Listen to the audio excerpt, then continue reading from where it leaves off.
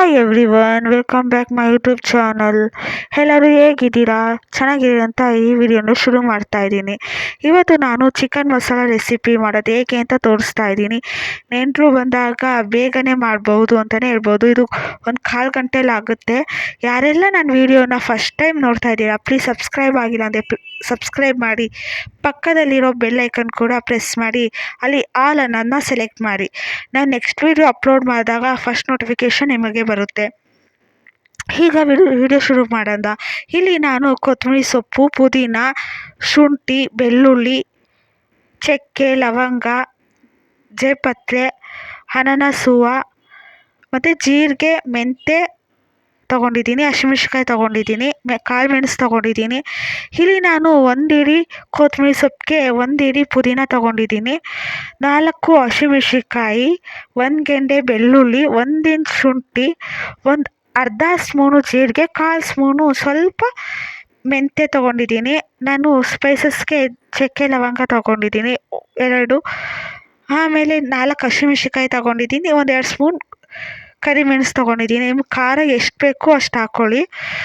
ಆಮೇಲೆ ಮಿಕ್ಸಿ ಜಾರ್ಗೆ ಒಂಚೂರು ನೀರು ಹಾಕಿ ರುಬ್ಬಿಟ್ಕೊಳ್ಳಿ. ಅದು ಗಟ್ಟಿಯಾಗಿರಬೇಕು ಮಸಾಲೆ. ನಾನಿಲ್ಲಿ ಒಂದು ಪ್ಯಾನ್ಗೆ ಎಣ್ಣೆ 2-3 ಸ್ಪೂನ್ ಎಣ್ಣೆ ಹಾಕ್ಕೊಂಡು 4-5 ಈರುಳ್ಳಿನ ಸಣ್ಣ ಕಟ್ ಮಾಡಿ ಇಟ್ಕೊಂಡಿದ್ದೆ, ಅದನ್ನು ಹಾಕ್ಕೊಂಡಿದ್ದೀನಿ. ಇಲ್ಲಿ 4-5 ಎಲೆ ಕರಿಬೇವನ್ನ ಹಾಕ್ಕೊಂಡು ಎಣ್ಣೆಲಿ ಚೆನ್ನಾಗಿ ಫ್ರೈ ಮಾಡ್ಕೋಬೇಕು. ಇದು ಟೇಸ್ಟ್ ಚೆನ್ನಾಗಿ ಬರುತ್ತೆ. ಎಣ್ಣೆಲಿ ಫುಲ್ ಫ್ರೈ ಆದಮೇಲೆ ಇದಕ್ಕೆ ಅರ್ಧ ಸ್ಪೂನು ಅಥವಾ 1/4 ಸ್ಪೂನು ಅರಿಶಿನ ಹಾಕ್ಕೊತಾ ಇದ್ದೀನಿ ನಾನಿಲ್ಲಿ. ಅದನ್ನು ಎಣ್ಣೆಲಿ ಚೆನ್ನಾಗಿ ಫ್ರೈ ಮಾಡ್ಕೋಬೇಕು.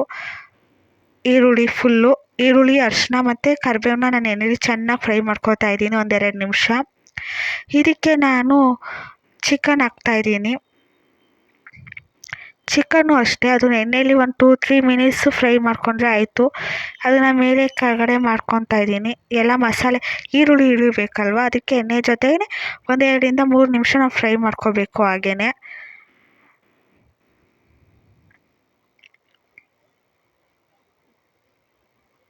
ಈಗ ನಾನು ರುಬ್ಬಿ ಇಟ್ಕೊಂಡಿರೋ ಮಸಾಲೆ ಹಾಕ್ಕೊತಾ ಇದ್ದೀನಿ. ಮಸಾಲೆ ಹಾಕ್ಕೊಂಡು ಅದನ್ನು ಒಂದು 10 ನಿಮಿಷ ನಾವು ಕೈನ ಆಡ್ತಾನೆ ಇರಬೇಕು ಮೇಲೆ ಕೆಳಗಡೆ. ಅದು ಮಸಾಲೆ ಚಿಕನ್ಗೆ ಚೆನ್ನಾಗಿ ಹಿಡಿಬೇಕು. ಇವಾಗಲೇ ನೀರು ಹಾಕ್ಬಾರ್ದು, ಅದು ಯಾಕಂದರೆ ಚಿಕನ್ನು ನೀರು ಬಿಡುತ್ತೆ. ಸೊ ಅದಕ್ಕೆ ನಾನು ಮಸಾಲೆ ಬೇಗ ಹಿಡೀಲಿ ಅಂತ ಹಂಗೆ ಮಾಡ್ತಾಯಿದ್ದೀನಿ. ಮೇಲೆ ಕೆಳಗಡೆ ಮಾಡ್ತಾಯಿದ್ರೆ ಅಷ್ಟೇ ಆಯಿತು. ಈಗ ರುಚಿಗೆ ತಕ್ಕಷ್ಟು ಉಪ್ಪು ಹಾಕಿ ಮತ್ತೆ ಅದನ್ನು ಚೆನ್ನಾಗಿ ಫ್ರೈ ಮಾಡ್ಕೊತಾ ಇದ್ದೀನಿ. ಕೈ ಬಿಡಬಾರ್ದು, ಐ ಫ್ಲೇಮಲ್ಲೇ ಇರಬೇಕು. ಚೆನ್ನಾಗಿ ಎಲ್ಲ ಕಡೆ ಮಿಕ್ಸಪ್ ಆಗೋ ಹಂಗೆ ಮಾಡ್ಕೊತಾ ಇದ್ದೀನಿ. ಅಲ್ಲಿ ನೀರು ಬಿಡ್ತಿದೆ, ಮಸಾಲೆ ಎಲ್ಲ ಚಿಕನ್ಗೂ ಇಡ್ತಿದೆ. ನೋಡಿ ಎಷ್ಟು ಚೆನ್ನಾಗಿ ಬಂದಿದೆ ಅಲ್ಲ. ಈ ಥರ ಎಲ್ಲ ಆದಮೇಲೆ ಈಗ ನಾನು ರುಚಿಗೆ ತಕ್ಕಷ್ಟು ಉಪ್ಪು ಹಾಕ್ತಾಯಿದ್ದೀನಿ. ನಾನಿಲ್ಲಿ ಕಲ್ಲುಪ್ಪು ಹಾಕ್ತಾಯಿದ್ದೀನಿ. ನೀವು ಪುಡಿ ಉಪ್ಪು ಬೇಕು ಅಂದರೂ ರುಚಿಗೆ ಎಷ್ಟು ಬೇಕೋ ಅಷ್ಟು ಹಾಕ್ಕೋಬೋದು. ಮತ್ತು ನಾನು ರುಬ್ಕೊಂಡಿದ್ನಲ್ಲ ಮಸಾಲೆ, ಅದರಲ್ಲೇ ನೀರನ್ನ ಹಾಕ್ಕೊಂಡು ಸ್ವಲ್ಪ ನೀರು ಹಾಕ್ಕೊತಾ ಇದ್ದೀನಿ.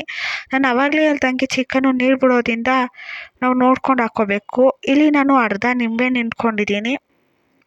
ಮತ್ತು ಕಸೂರಿ ಮೆಂತ್ಯ ಮೇಲ್ಗಡೆ ಹಾಕ್ಕೊತಾ ಇದ್ದೀನಿ. ಅದು ಆಪ್ಷನಲ್, ನೀವು ಬೇಕು ಅಂದರೆ ಹಾಕ್ಕೋಬೋದು, ಇಲ್ಲಾಂದರೆ ಇಲ್ಲ. ಅದು ನಾನು ಫ್ಲೇವರ್ಗೋಸ್ಕರ ಹಾಕ್ಕೊತಾ ಇದ್ದೀನಿ. ಈಗ ಅದನ್ನ ಕ್ಲೋಸ್ ಮಾಡ್ತಾಯಿದ್ದೀನಿ. 150 ಮಿನಿಟ್ಸ್ ಆದಮೇಲೆ ಓಪನ್ ಮಾಡಿದ್ರೆ ಆಯಿತು. ಆಗಿದೆ, ಇವಾಗ ಚೆನ್ನಾಗಿ ಬಂದಿದೆ ಅಲ್ವಾ. ಈ ವಿಡಿಯೋ ಎಲ್ಲ ಯಾರಿಗೆಲ್ಲ ಇಷ್ಟ ಆಗಿದೆ ಪ್ಲೀಸ್ ಸಬ್ಸ್ಕ್ರೈಬ್ ಮಾಡಿ ಆ್ಯಂಡ್ ಲೈಕ್ ಮಾಡಿ, ಶೇರ್ ಮಾಡಿ. Thank you for watching. Bye. Next ವಿಡಿಯೋದಲ್ಲಿ ಸಿಗ್ತೀನಿ.